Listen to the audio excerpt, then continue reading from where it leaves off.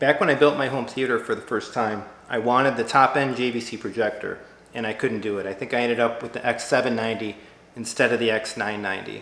When I upgraded to the NX7, I was really jonesing for an NX9. Couldn't quite do it, and I've sat out the NZ generation. But now, finally, the Techthusiasm home theater is about to experience some endgame level of projection with the JVC NZ900. Let's open it up, take a look, and there's going to be a whole bunch of content to come. Getting this thing installed, set up, configured with the MadVR, Control4, Kaleidoscape, Apple TV. All of the video things will be in the Techthusiasm home theater. Super excited for this, but for now, let's unbox this home theater monster. Hopefully the audio comes through well enough here. I'm going to speak kind of as loud as I can, but we're looking at something on the order of 70 pounds of projector in the box here shipped. JVC actually sends these things out on pallets. So we have depalleted it. It comes all fully shrink wrapped and protected. We've got these extra kind of cardboard protections on the sides and the corners. I'm going to cut these all off one at a time here. They do a really good job with the box protection on the pallet. The thing is really well taken care of. All right, I'll open it up here. One of the other things that I really appreciate is she is double boxed. So I am a dealer for JVC. I've actually already shipped out some NZ900, and this one is mine. All right, we got the box and the box out. This is, of course, the latest model of projector as the time that I'm making this video. The NZ800 and the NZ900 were announced not that long ago. Just started shipping about maybe 6 weeks ago, or maybe not even that, towards the end of June. But they are here, it is here. Nice foam distance to the edges of the box, fully protected. We have a box of accessories here. Not really too much coming with the unit. We have power cord.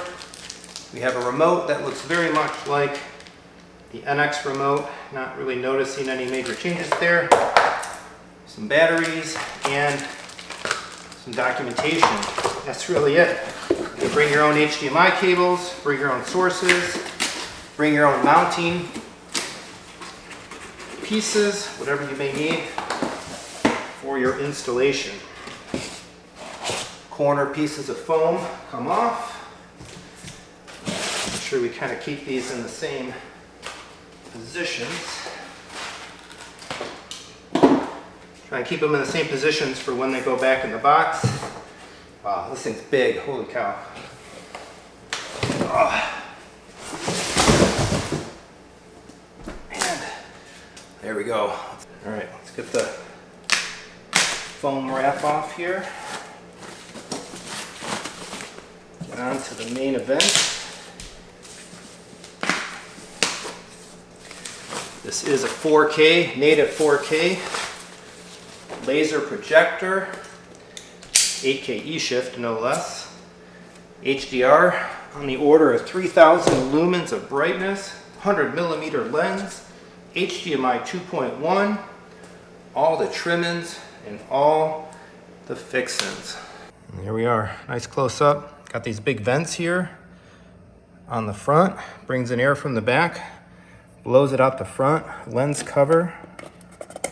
Pop that off. Man, look at that lens assembly. Super bright, super sharp. I am so excited to get this thing running in the theater. I've had an HDR projector for a long time. However, given the size of my screen and the details of my room, I don't know that I've ever really experienced true HDR in my home theater just because I haven't had the brightness. But this thing is going to deliver. I think this is IR receiver. We've got a couple lights, warning, a light for the light, and a standby on. Let's take a look at the back. Big old vents, power cord connects down there in the middle.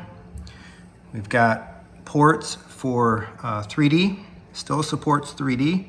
2 HDMI inputs, and again, we're talking full 48, HDMI 2.1, RS-232 for control, service port, wired LAN, Ethernet, that's what I'll be using there, trigger, and then some controls just in case you needed to run the unit off the back. We have the capability, power menu, up, down, left, right, okay, input management, a back button, and then it looks like a rear IR receiver as well. We'll give a quick glance at the bottom here. We do have a variety of mounting screws, 4 feet. These do rotate. If you're sitting it on the feet, of course, this is a leveling element. If you're putting it on a ceiling mount, mounting it upside down, then you may likely have to take the feet off. Prior units, you used to take the feet off and attach the mounting brackets in the same spot.